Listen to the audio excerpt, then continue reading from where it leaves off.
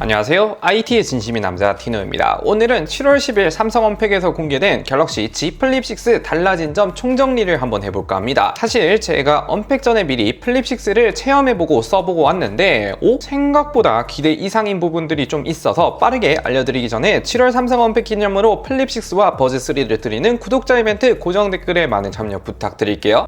먼저 외관은 유출해서 봤던 부분과 동일합니다. 옆면 프레임 각지게 변했고 전체적으로 플랫해지긴 했으나 폼팩터는 전작과 동일하다. 색상부터 알려드리자면 블루, 옐로우, 민트, 실버, 섀도우 4가지 컬러가 나왔는데 이번 메인 컬러는 블루가 될 예정입니다. 우선 색감의 경우 실버 섀도우는 이전에 S24 그레이 컬러와 약간은 다른데 좀 더 진해졌다 해야 되나? 이름처럼 실버에 그림자가 진 약간은 딥한 컬러를 보여주더라고요. 그리고 블루는 정말로 이전에 갤럭시 S24 블루라 든지 A 시리즈 블루처럼 파스텔 톤의 블루 느낌인데 블루가 너무 연한 느낌은 또 아니고 좀 더 진해진 블루 느낌이 들었어요. S24 블루와 비슷해 보이긴 합니다. 민트는 약간은 진한 민트이긴 한데 기존 삼성 민트 컬러와는 다른 그린기가 살짝 있는 민트를 보여주더라고요. 그리고 옐로우는 정말 실물로 볼 때 머스타드 같다 해야 되나? 전체적으로 이번 컬러들이 파스텔 톤은 아니고 전작 대비 색이 좀 더 진해진 느낌이 들었어요. 카메라 링도 색상에 맞춰서 프레임 색상을 똑같이 적용했는데 이게 루머에서 봤을 때는 좀 저렴한 느낌이 나는 것 같았는데 막상 실물로 보면 렌더링 사진보다는 좀 더 낫긴 한데 저는 잘은 모르겠네요.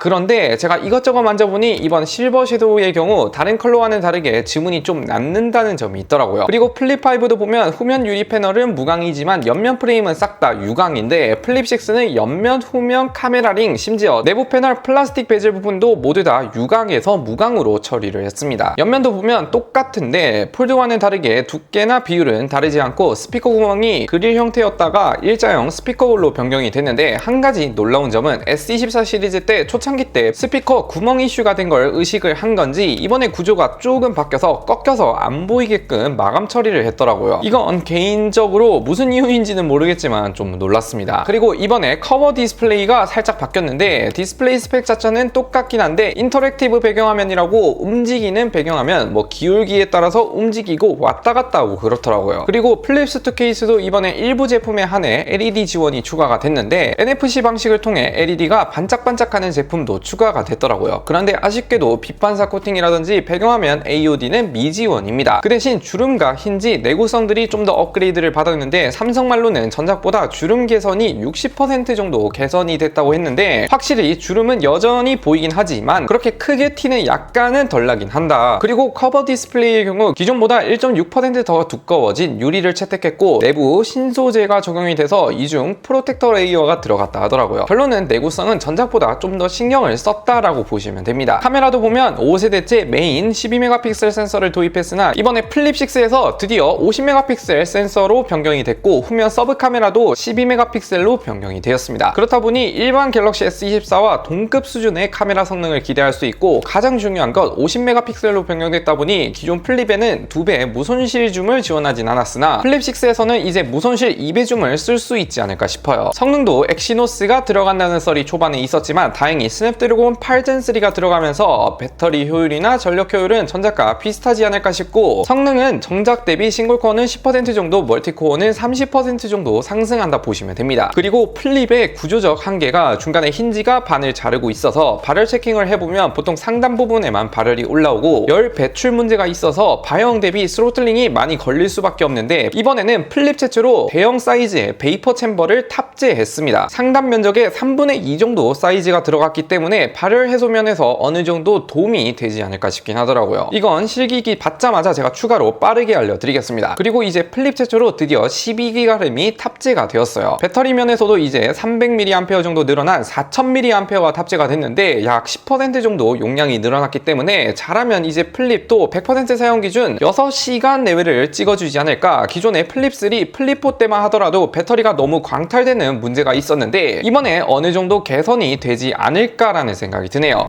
주요 달라진 점은 여기까지인데 솔직히 저는 별거 없을 줄 알았으나 의외로 내부 스펙도 신경을 써줘서 초반에 비해서는 기대 이상 아닌가 싶긴 하더라고요. 아무튼 더 다양한 정보 빠르게 계속 업데이트 될 예정이니 7월 구독자 이벤트와 함께 많은 관심 부탁드립니다. 끝!